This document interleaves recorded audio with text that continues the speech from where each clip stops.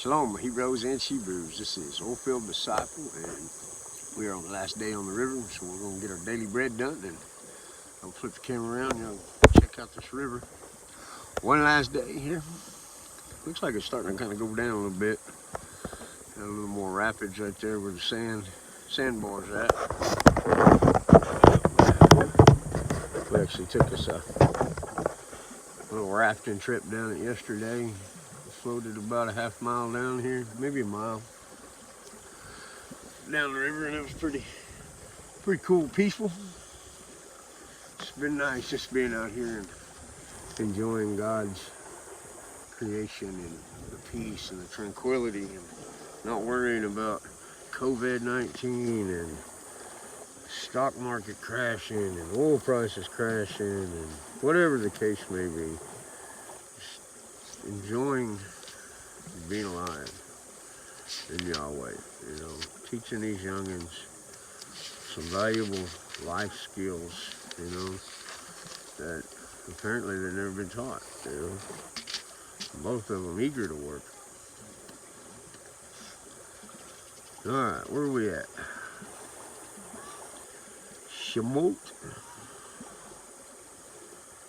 Where are we at?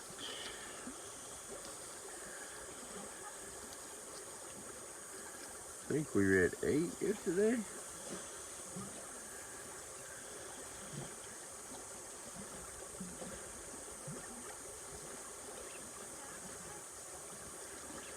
Did we read 8 yesterday?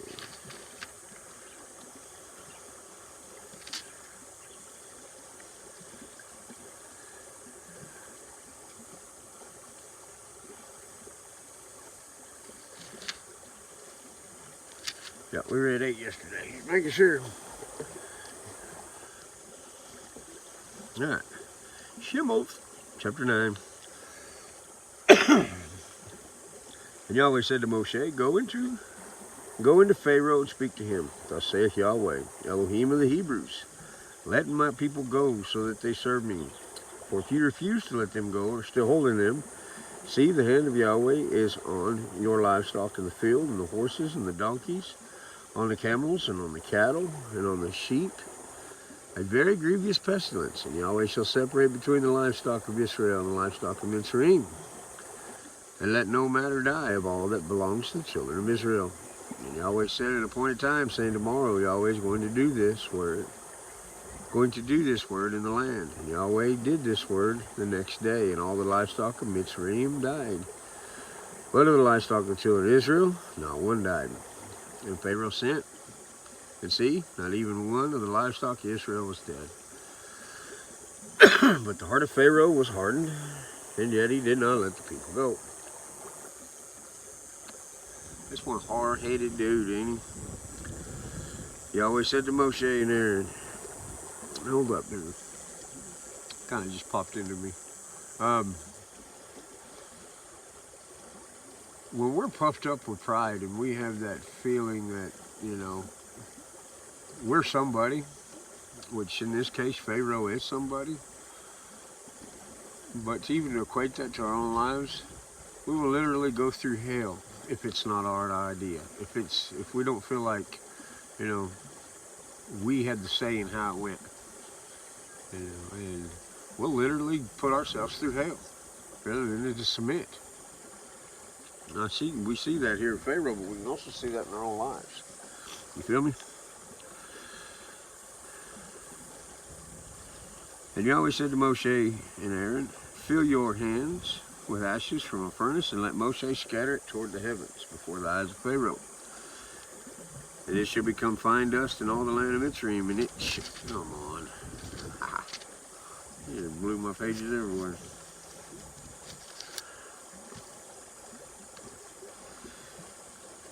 And it shall become fine dust in all the land of Mitzrayim, and it shall cause boils that break out in sores on man and beast in all the land of Mitzrayim. So they took ashes from the furnace and stood before Pharaoh and Moshe and scattered them toward the heavens. And they caused boils breaking out in sores on man and beast. And the magicians were unable to stand before Moshe because of the boils. For the bulls were on the magicians and all the Mitzrites. Yahweh strengthened the heart of Pharaoh, and he did not listen to them, as Yahweh had said to Moshe. Yahweh said to Moshe, rise early in the morning and stand before Pharaoh, and say to him, thus saith Yahweh of Elohim, of the Hebrews, let my people go, so that they serve me. For at this time I'm sending all my plagues into your heart, and on your servants and on your people, so that you know that there is no one like me in all the world. Now, if I had stretched out my hand and struck you and your people with pestilence, then you would have been cut off from the earth.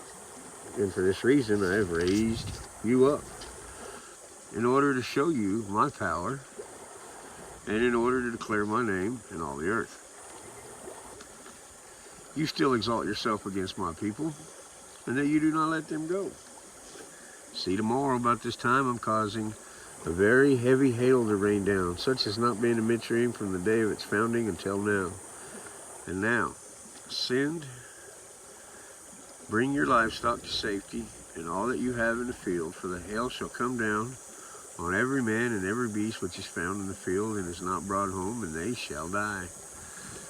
Those among the servants of Pharaoh who feared the word of Yahweh made their servants and livestock flee to the houses. Those who do not set their heart on the word of Yahweh left their servants and livestock in the field. Then Yahweh said to Moshe, stretch out your hand towards the heavens, and let there be hail in all the land of Mitzrayim, on man, on beast, and every plant of the field throughout the land of Mitzrayim. Then Moshe stretched out his rod toward the heavens, and Yahweh sent thunder and hail, and fire came to the earth. And Yahweh rained down hail in all the land of Mitzrayim. Thus there came to be hail and fire, flashing continually in the midst of the hail, very heavy, such as not been in all the land of Mitzrayim since it became a nation. And the hail struck in all the land of Mitzrayim, and all that was in the field, both man and beast, and the hail struck every plant of the field, and broke every tree of the field. Only in the land of Goshen, where the children of Israel were, there was no hail. Pharaoh then sent and called for Moshe and Aaron, and said to them, I have sinned this time. Yahweh is righteous, and my people and I are wrong. Pray to Yahweh, for there has been enough of the thunder and hail of Elohim. I am letting you go so that you stay no longer. Moshe said to him, as soon as I go out of the city, let me spread out my hands to Yahweh, and let the thunder cease and the hail be no more, so that you know that the earth belongs to Yahweh.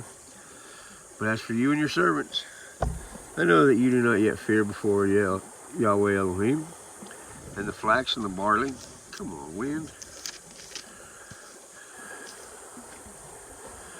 and the flax and the barley were struck, for the barley was in the head, and the flax was in bud, but the wheat and the spelt were not struck, for they were late crops. And Moshe went out of the city from Pharaoh and spread out his hands to Yahweh, and the thunder and the hail ceased, and the rain not poured on the earth. And Pharaoh saw that the rain and the hail and the thunder had ceased, yet he sinned again and hardened his heart, he and his servants. And the heart of Pharaoh was strengthened, and he did not let the children of Israel go, as Yahweh had said through Moshe. Yeah, we ain't had enough destruction yet. I want to see if we can completely annihilate my country before I submit. Sounds about like a leader today.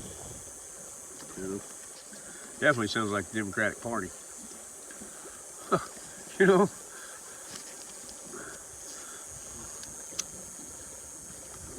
we're going to utterly destroy the nation. Whatever. Y'all have fun with that. I'm going to stay here with Yahweh. Alright. Over to, let's go ahead and go read Luke. Lucas.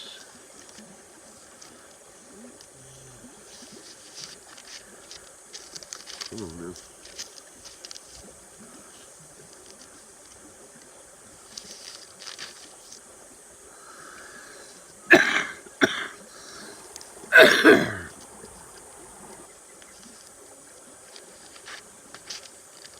I think we're at 10.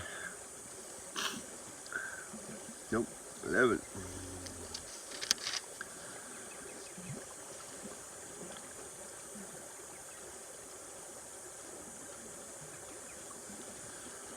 Maybe further than that.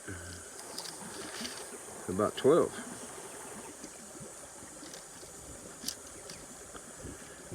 Yep. Lucas 12. Meanwhile, when an innumerable crowd of people had gathered together so that they trampled one another, he began to say to his taught ones, "First, beware of the leaven of the Pharisees, which is hypocrisy. And whatever is concealed shall be revealed, and whatever is hidden shall be known. So whatever you have said in the dark shall be heard in the light, and what you have spoken in the ear in inner rooms shall be proclaimed on the housetops. But I say to you, my friends, do not be afraid of those who kill the body, and after that are unable to do any more. But I shall show you whom you should fear. Fear the one who after killing possesses authority to cast you into Gehenna. Yes, I say to you, fear him. Are not 5 sparrows sold for 2 copper coins, and not one of them is forgotten before Elohim? But even the hairs of your head have all been numbered. Do not fear, you are worth more than many sparrows. I say to you, everyone who confesses me before men, the son of Adam shall confess him before the messengers of Elohim. But he that is denied me before men shall be denied before the messengers of Elohim. And everyone who shall speak a word against the son of Adam, it shall be forgiven. But to him who has blasphemed against the Holy Spirit, it shall not be forgiven. That's the unpardonable sin.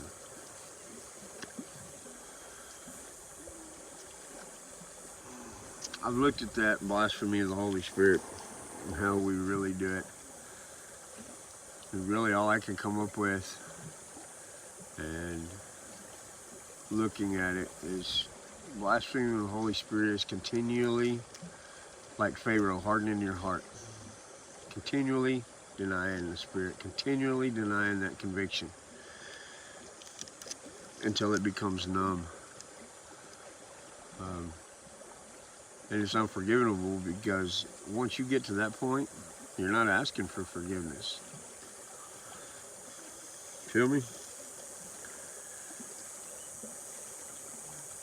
Verse 11, when they bring you to the congregation and rulers and authorities, do not worry about how or what you should answer or what you should say, for the Holy Spirit shall teach you in that very hour what you should say. And someone from the crowd said to him, Teacher, speak to my brother to divide the inheritance with me. But he said to him, Man, who made me judge and divider over you? What does this concern me? In other words, he said to them, Mind and beware of greed, because one's life does not consist in the excess of his possessions. And then spoke a parable to them, saying, The land of a certain rich man yielded well. And he was reasoning within himself, saying, What shall I do? Because I have no room to store my crops. And he said, I'm going to do this. Pull down my storehouses and build greater, and store all my crops and my goods there. Then say to myself, Life, you have many goods laid up for many years. Take your ease, eat, drink, and rejoice. But Elohim said to him, You mindless one, this night your life shall be demanded from you. And who shall own what you have prepared?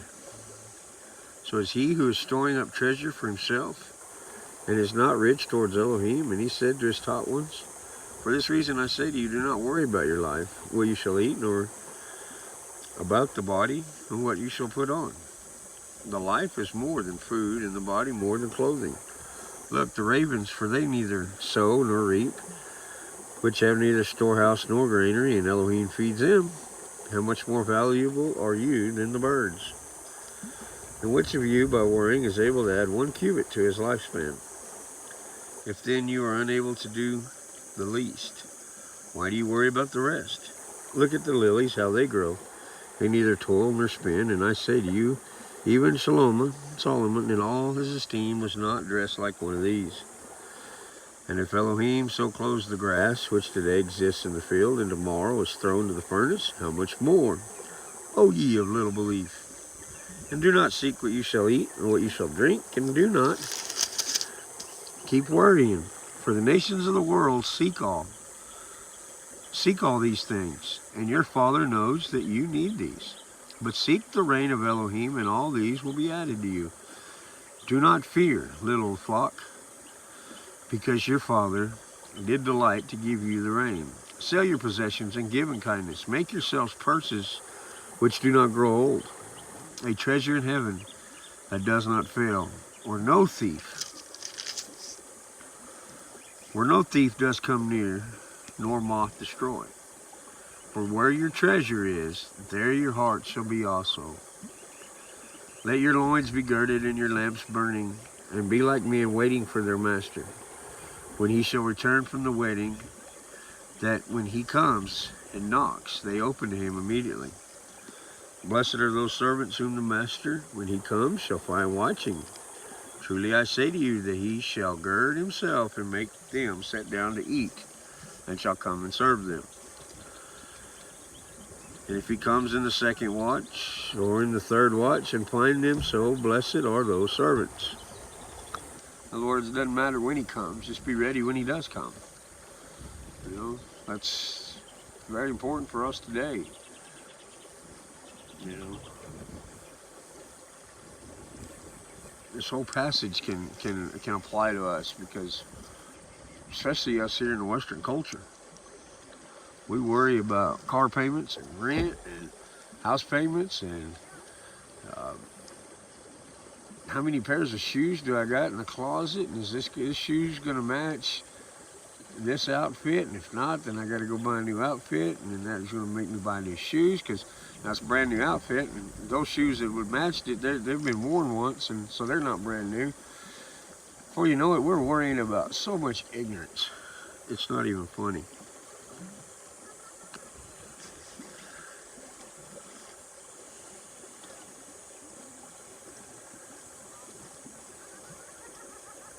Verse 39. And know this, that if the master of the house had known what hour the thief come, he would have watched and not allowed his house to be broken into. And you, then, be ready, for the Son of Adam is coming at an hour you do not expect. And Kepha said to him, Master, do you speak this parable to us, or also to all? And the master said, I about lost all my papers here. Come on now. This wind is killing me.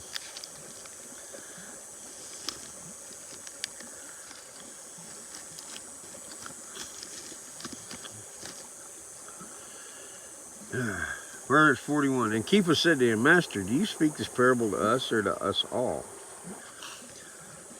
And the master said, Who then is the trustworthy and wise manager, whom his master shall appoint over his household, to give the portion of food in due season? I guess something's really funny up there. Blessed is that servant whom the master shall find so doing when he comes. Truly I say to you, that he shall appoint him over all possessions. But if that servant says in his heart, My master is delaying his coming, and begins to beat the male servants and female servants, and to eat and to drink, and to be drunk, the master of the servant shall come on that day when he does not expect him, and at an hour he does not know, and shall cut him in two, and appoint his portion with the unbelievers. And that servant, who knew his master's desire, and did not prepare, nor did according to his desire, shall be beaten with many stripes. But he who do not know, yet did what deserved flogging, shall be beaten with a few. And everyone to whom much is given, for him much shall be demanded. And to whom much has been entrusted, from him much more shall be asked. I came to send fire on the earth, and how I wish it were already kindled. But I have an immersion to be immersed with, and how distressed I am until it is accomplished. Do you think that I came to give peace on the earth? I say no, but rather division. For from now on, five in one house shall be divided against two, and three and two against three. Father divided against son, and son against father, mother against daughter, and daughter-in-law against mother, Mother-in-law against her daughter-in-law, and daughter-in-law against her mother-in-law. And he also said to the crowds, when you see a cloud rising in the west, immediately you say a storm is coming, and it is so. And when you see the south wind blow, you say there shall be hot weather, and it is. Hypocrites! You know to discern the face of heaven and of the earth, but how is it you do not discern this time? And why also do you not judge for yourselves what is right? For as you go with your opponent to a ruler,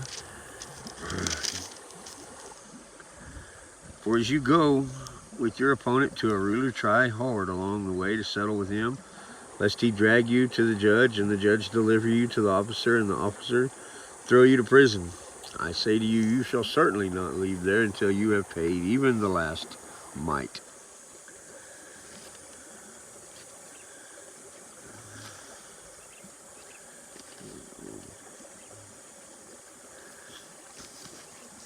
Okay, let's go read Psalms, and I'm going to let y'all read Proverbs on your own today. Psalms 57.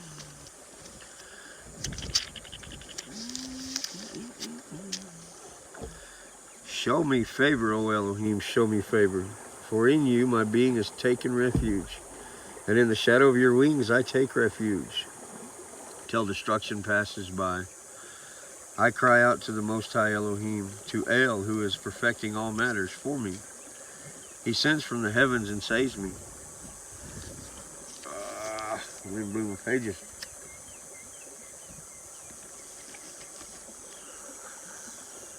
He sends from the heavens and saves me. He reproaches the one who would swallow me up.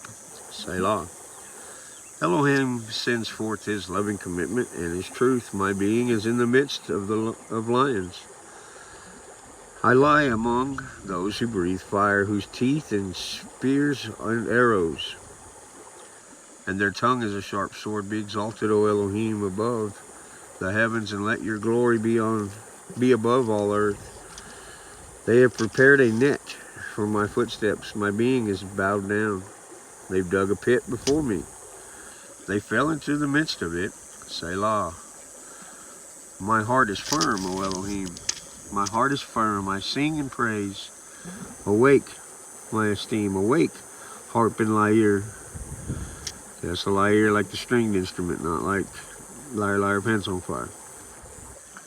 I awake the dawn. I praise you among the peoples, O Yahweh. I sing to you among the nations.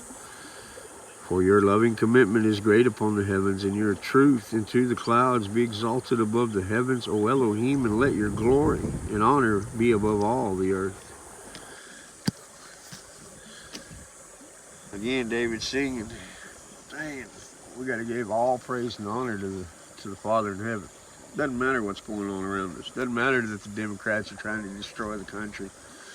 Doesn't matter that there's this BS disease that they're using to destroy the lives of people. It doesn't matter.